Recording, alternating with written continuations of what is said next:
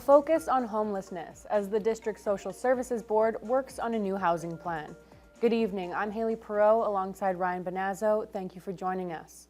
The Thunder Bay DSAB is tapping into outside expertise as it prepares to chart the next decade of housing and homelessness priorities. Today, board members got an overview of the recommendations and ideas from Org Code, a leading organization on homelessness. Jessica Clement has the story. The District Social Services Board is turning to experts on homelessness before embarking on its upcoming 10-year housing and homelessness plan. Members were given a presentation on Thursday from Org Code Consulting, Inc., who've been engaging with district community groups, people with lived experience, and service providers to create recommendations and ideas to help the DSAB in its homelessness response. So today was I'm going to call it a high-level overview of some of the things they found, the directions, some of the recommendation ideas that they are going to come forward with.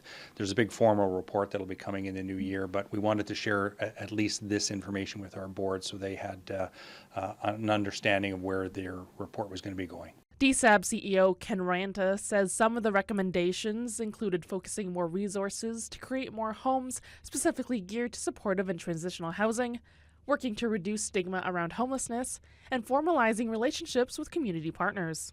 Among the recommendations was an estimation of housing unit needs over the next 5 years, with a total of 840 units to come online by 2030. However, Org Code said those are conservative numbers. The numbers continually fluctuate, so we want to make sure that do our best to meet the need that we see today, but also expand that so that we have opportunity to meet future need as well. The underlying element of basically the work that they were doing is the need for housing and all kinds of housing, affordable housing, deeply affordable housing, transitional housing, housing that is appropriate for the situation at hand, and how ultimately we can help people get to where they need and want to go. DSAB Chair Brian Hamilton says homelessness is a complex issue that continues to evolve, and he emphasizes the importance of the report. We're in a situation here in the North that is unique to the North, and so this data is unique to the North, and it's relevant for the Northern experience. We have to be able to take this message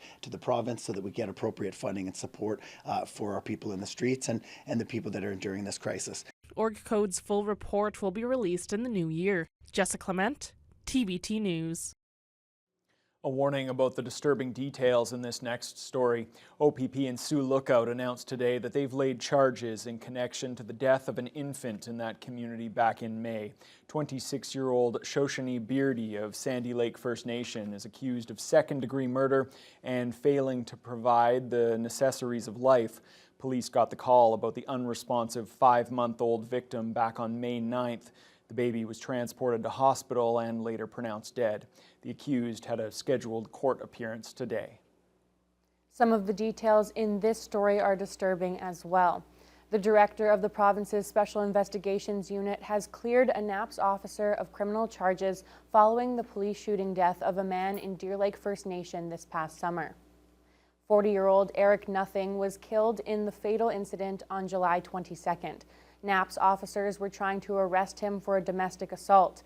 According to the SIU's final report released this week, he eluded police and rushed back to his home, grabbed 2 large knives and doused himself with lighter fluid.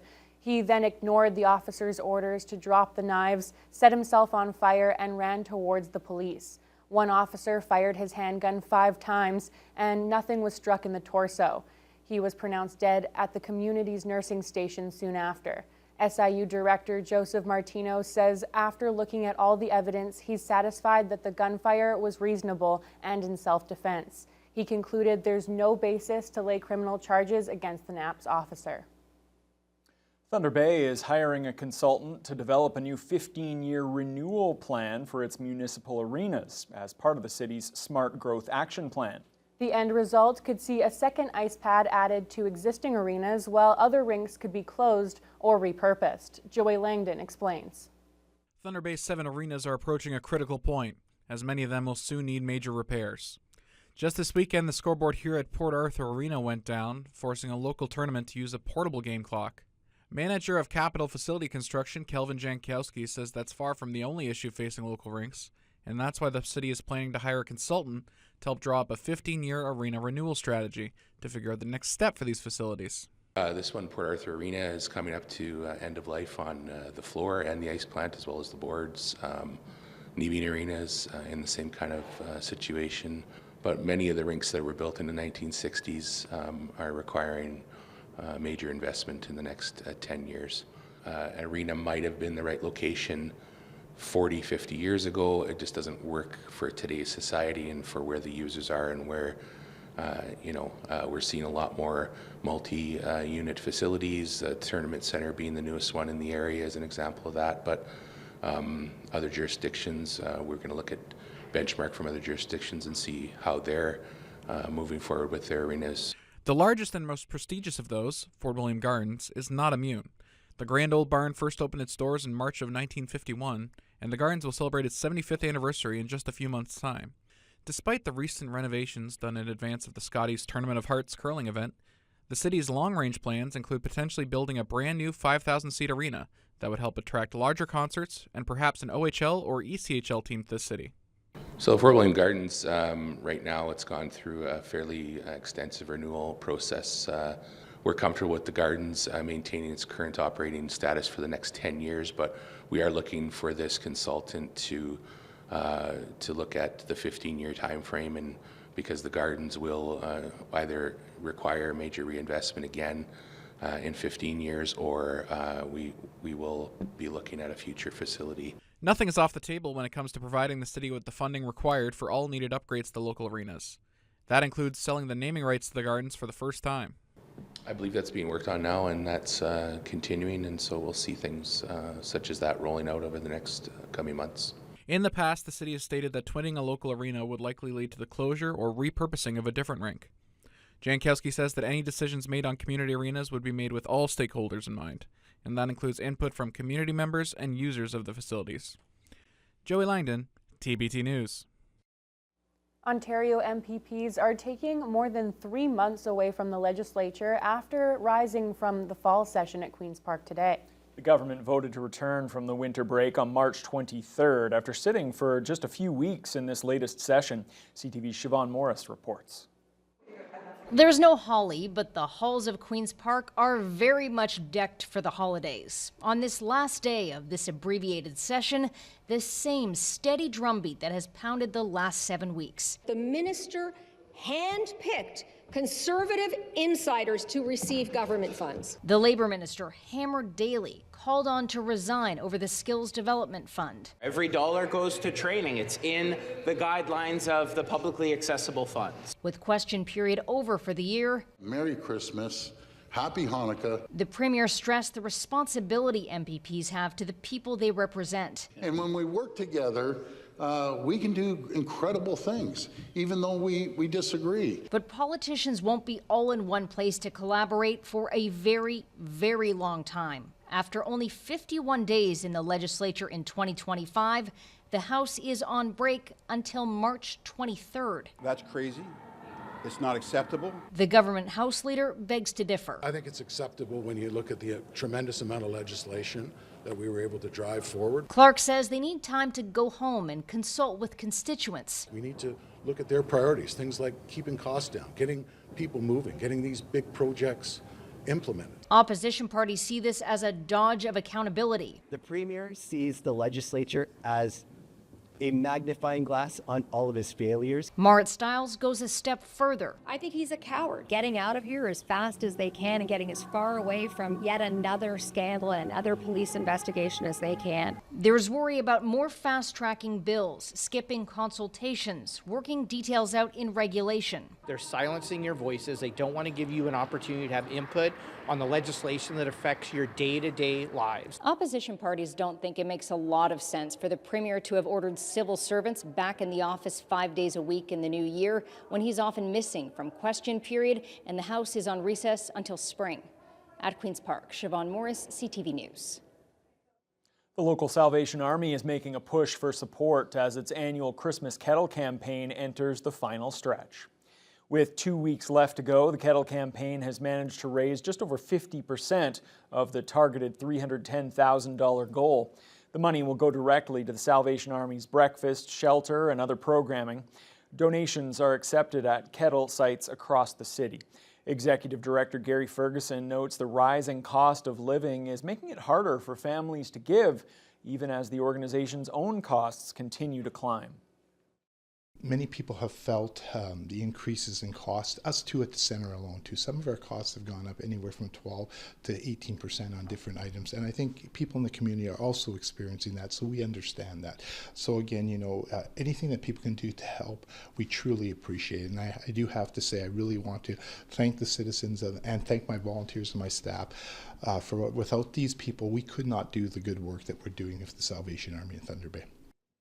Ferguson adds they also still have a major need for more volunteers to stand by the kettles at various stores across the city. Anyone who's interested can contact the Journey to Life Center for more information. It was another successful Holiday Smile Cookie campaign at the local Tim Hortons outlets, providing a major boost for a popular Thunder Bay charity. Tim's franchise owners and local firefighters gathered in the food court at Inner City Shopping Center today to reveal this year's Holiday Smile Cookie totals and celebrate the community support for Toys for Tots and the Tim's Camps for Kids. Franchisee Brent Prep says the popular cookies brought in about $85,000 in sales last month. The proceeds are split 50-50, which means Toys for Tots is getting more than $42,000. Oh, this is absolutely fantastic. Every year we've worked with Smile Cookies for many years now, and Tim Hortons have been an absolutely fantastic community partner of ours, and this enables us to buy all these toys for these kids. We helped over 4,000 kids last year receive a toy, so that's all we're looking for here, is just to help these families out. So the other half went to the Tim Hortons Children's Foundation camps. So we split the money. We raised $85,080, I believe. So we divide that by 2, and Toys for Tots gets half and Tim Hortons gets half. The other program, we keep the 100% of the funds in the city. Tim Hortons, we're always about giving back to the community, and our DNA is giving back to the children. With the Tim Hortons camps founded back in the 70s, and all of the programs that we sponsor with Timbits hockey, soccer, golf, baseball. So it's just a perfect fit. Toys for Tots donations are still being accepted. The firefighters and Christmas cheer organizers will announce their fundraising totals on December 20th. Well, great to see so much money raised for such a great charity. All right, well, let's turn our attention to the weather now. And feeling a little bit of a gray day out there as well, but the temperatures quite seasonable, and we will take that after what we saw earlier in the week. Yes, this is quite an improvement for this week. We started out with just a little bit of sunshine first thing in the morning, but unfortunately it came with temperatures that showed wind chills close to the -20s. During the day, though, it warmed up to a very seasonal 5, despite those clouds marring the skies basically from about 10 o'clock this morning onwards. So very gray. Winds very light, though, just 7 to 12 kilometers from the west. If we take a look at what's going on across the region, it was a very chilly night closer to the Manitoba border. Wind chills were around -30 range for both Red Lake and Kenora down into Fort Frances. Winds have been very calm all day, at times completely calm. At this point, though, they've got a lot of clouds in Fort Frances, mostly cloudy in Red Lake. Further east, you can see the temperatures starting to drop down, or I guess rise, sorry, to Upsala seeing -8, -9 in Armstrong, -8 in Greenstone. Similar temperatures in Marathon and Nipigon, and even Wawa was very mild earlier today. Sault Ste. Marie currently at -8. Now, both locations had their fair share of flurry action throughout the day, but things are calming down as the evening progresses. Here in the city of Thunder Bay, well, it's going to be a mild evening. Wind chills are going to be mild, temperatures are going to be mild. Tonight, though, by morning, we're going to see early morning lows of -17 and a wind chill of -23. That's going to set the stage for some very cool temperatures. And we've got some snow coming with those cool temperatures to wrap up the work week. We also have some sunshine for the weekend. Unfortunately, as the weekend progresses, temperatures are going to continue to drop. So we are going to be well below normal. It is going to be chilly. And Ryan, I'm going to bet right now you're going to complain about it. It's like you're just trying to get me to complain. You're egging me on. I'm trying to turn over every winter I say I'm going to turn over a new leaf. Yeah, he's Sunshine Ryan now. Sunshine Ryan. Yep, that's what my friends call me. You must be getting dizzy with all those leaves rolling around. All right. I don't like where this conversation is headed. I'm going to change the subject. You do so. All right.